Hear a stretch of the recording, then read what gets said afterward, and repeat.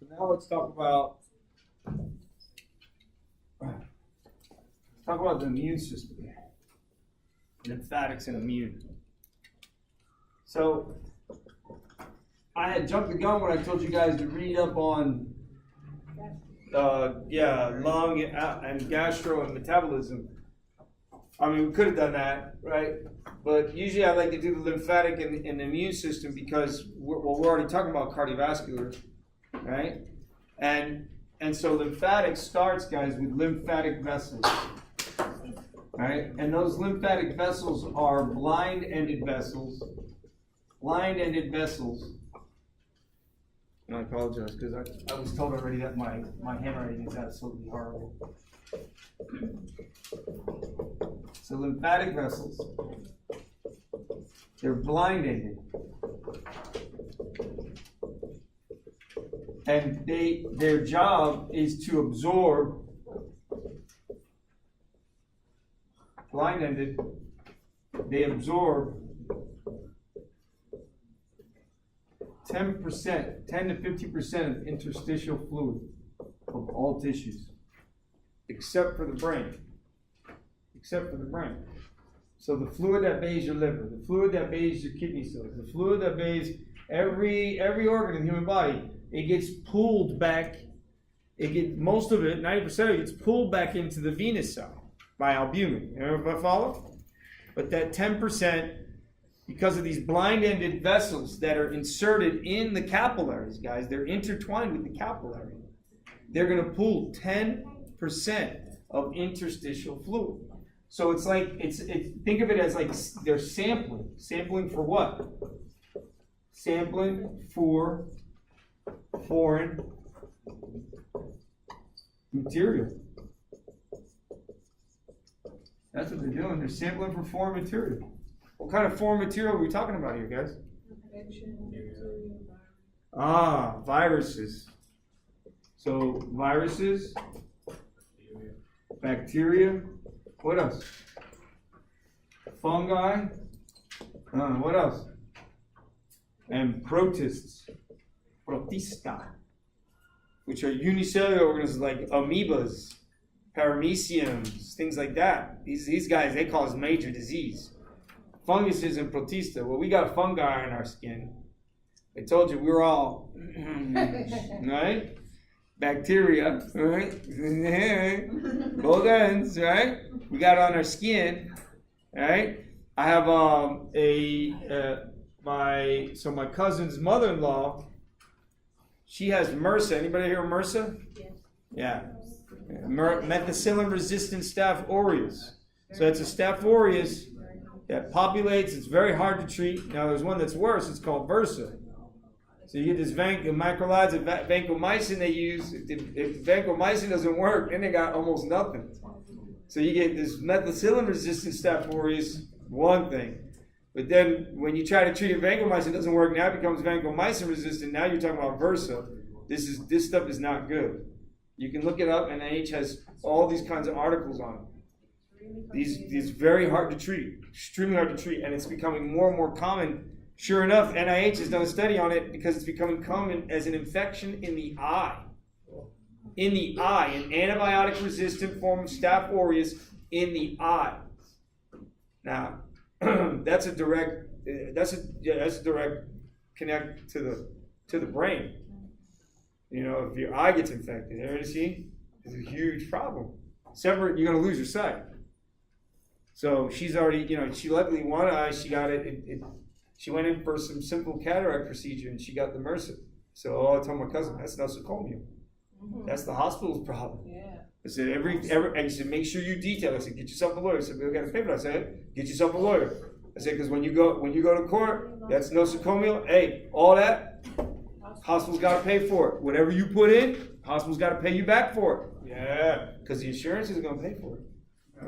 And if the insurance pays for it, they're going to have their lawyers contact the hospital and be like, yo, you need to pay us back. This is a nosocomial infection. You got this. The patient got this in the hospital because you guys didn't keep it sterile. That's right. So you see? Did they treat it? Oh no, she's getting treated. She's getting treated. She didn't lose her eye. She didn't, but she's the one eye she's having problems with. It's now 3 months with the problem. So she she may lose the sight in one eye. Yeah, it stinks. And I told him, I said, take him to Wilms. Take him to Wilms in Philadelphia. I don't know of a better place to go. I'm sorry. I know I may be pretty, because they live in New York. I'm like, I know New York probably got great hospitals. So take him to Wilms. Because Wilms is the eye clinic. Just like you got Baskin Palmer. We're lucky. Right next to Jackson, you got Baskin Palmer. You got any eye issues, you go there. You go to the hospital for eyes. You got specialists just for eyes there. Know how to treat different things. Because the eye is something special. Ooh. It's all right. So you don't want none of this around you. You don't want none of this in the tissue. And if it gets there, we have to have a way of getting it to where it needs to go. Well, why are we taking it through the lymphatic vessels? Because the lymphatic vessels will lead them back to the lymph nodes. I'm sorry, my lowercase handwriting is horrible. So the next structure we want to talk about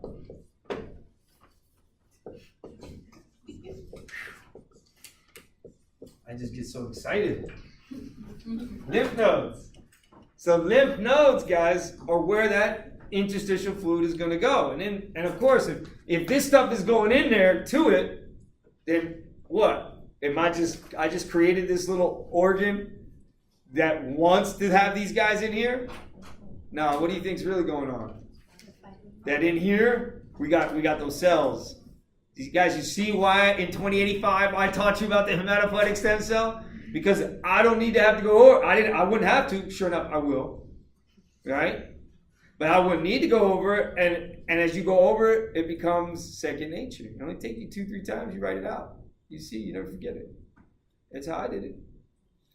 So in that lymph node, we got B cells, T cells, and macrophages called dendritic cells. Do you understand me? And macrophages and dendritic cells, what's their job? What's the macrophage's job? So here we go. White blood cells that came from the HSC. They give rise to the blast cells. I'm not going to test you on that. Never will. That's just not fair. With all this other information that you guys need to know, I'm sorry I won't test you on those lineage of cells, and you got me on tape. It's all good. All right. So remember that white blood cell. You're going to produce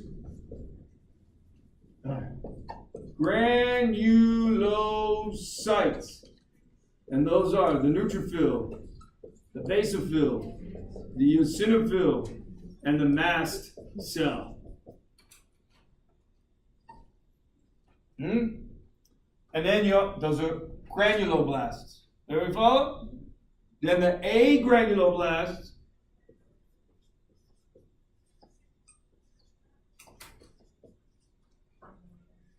go right into the sites. They're going to give rise to monocytes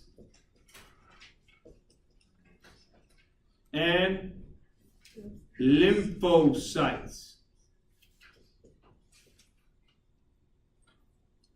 We already went over this. The monocytes, I always like doing this. I hate writing. So I put the M/O. So I got N/O, B/O, E/O, mast cell, M/O, lymphocyte. Everybody follow? Guys, that makes it so much easier, doesn't it? So now the macrocyte, macrophage, monocyte, macrophage, lineage of cells. Well, these guys, my gosh. They go to skin, lymph nodes. They'll go to lung. They'll have different, in the lung. So in skin, lymph nodes, they call them dendritic cells. In the lung, they call them alveolar macrophages. Alveolar macrophages. It makes sense because they're in the lung. In the cardiovascular system, so in the CV system, floating around, they call them wandering macrophages. When they settle, they call them resident macrophages. So they wander and then they reside. In the liver,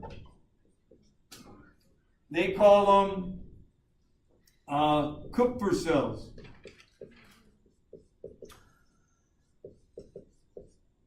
In the spleen, I don't know what they call them, dendritic cells, because the spleen, sure enough, has two functions.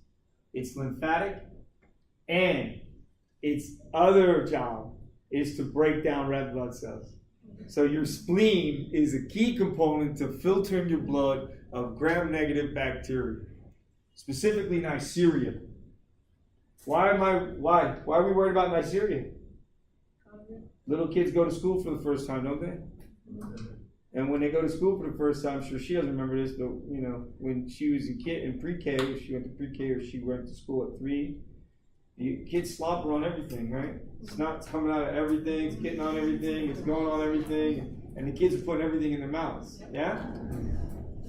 So, and it's community acquired. It's community acquired. So what winds up happening is, one kid gets it, and because they're in a community together, then sure enough, they get it as well. Why? So then we're also worried about it when what? When you're talking about people in the military, yeah? They're in small areas, large number of people in small areas, communities like that, elderly people that live in communities like that. Does that make sense, guys? Why elderly more so? Oh, because the immune system goes, right? That's what happens when you get old. There are kids who were born with no immune system. Everybody ever heard of the kid in the plastic bubble? The kid in the plastic bubble, he had something called severe combined immunodeficiency. SCID, S-C-I-D. It's so severe that no white bloods will develop. No white blood cells will develop.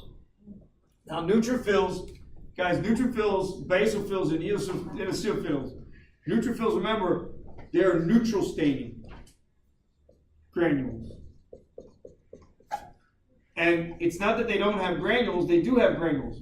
But those granules have the ability to generate large amounts of hydrogen peroxide. Did everybody hear me?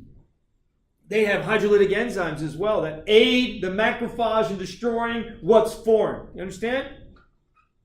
So, in the tissues, neutrophils will be called by macrophages populating different organs in the different areas of the skin. Oh wait, I forgot. Let's put up in there CNS and then put microglia.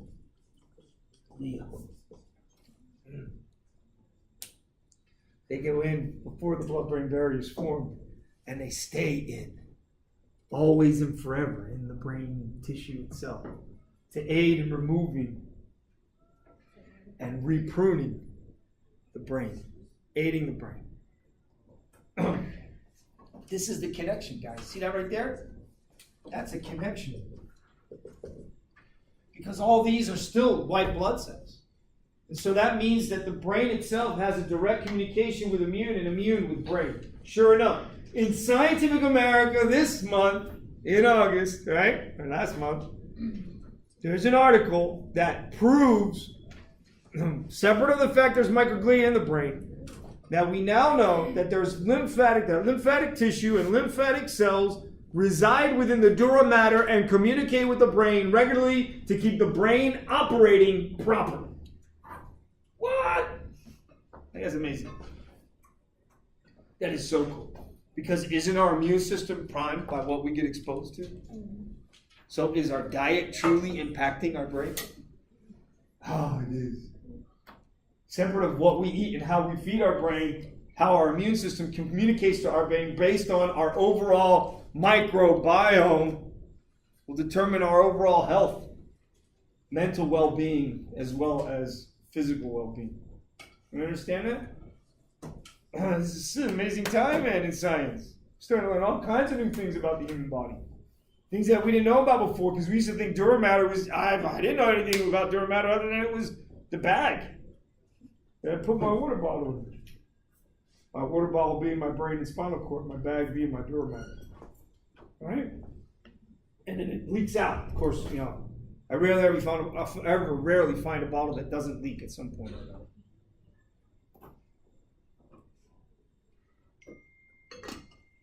So, any questions so far? So the macrophages, they tend in the skin. Oh, and in GI, they go to GI. They're waiting. Find something. They leave. They go into lymph node. Did everybody hear me? They have that ability. Some of them will stay, depending. One, hey, I'm staying. All right, yeah, you leaving? All right, bet, go. Get there quick.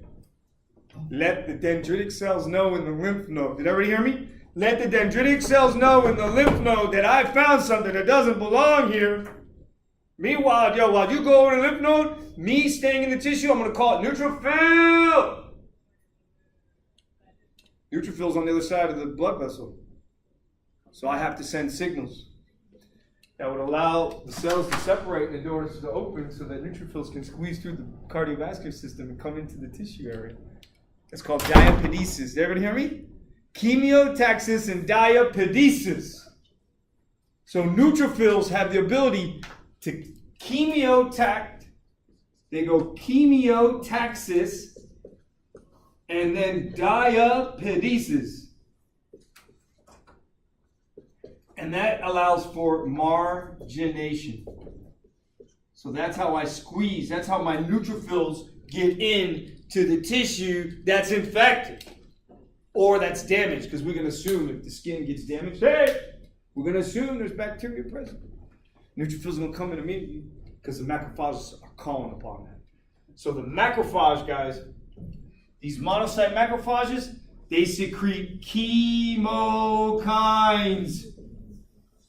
Chemical signals that call upon the neutrophil to chemiotax.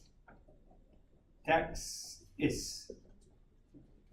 The chemotactic factors allow it to travel, creating foot-like processes called diapedesis. Diapedesis. And when the blood vessel opens up, due to local inflammatory mediators, remember? Because we don't want global dilation of blood vessels. Because effectively our volume will just go to, and we'll go into cardiovascular shock, hypovolemic shock. Because my heart won't have enough volume to kick out. You get me, guys? So is the immune system connected to cardiac output? You better believe it. Anybody here have an allergy? Severe allergy, you better make sure you got that EpiPen on you every day. Because I don't care what it is. Asthma, anybody got asthma? Let's go ahead and put you on board with the people who got allergies.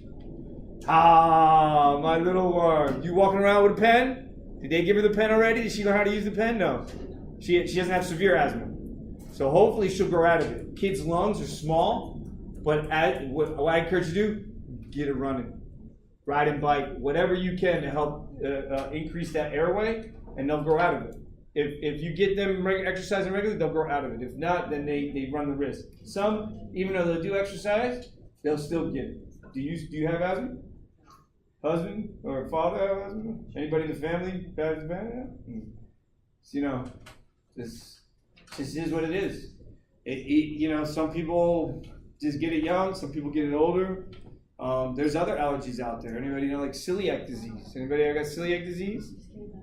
It's called celiac sprue or tropical sprue or gluten allergy. Nobody here got gluten allergy? So gluten is a key component of wheat. And when you eat the wheat, then what happens is you get this inflammatory reaction in the lining of the GI. You take the offending agent away, the GI goes back to normal again. But what happens if you continue chronic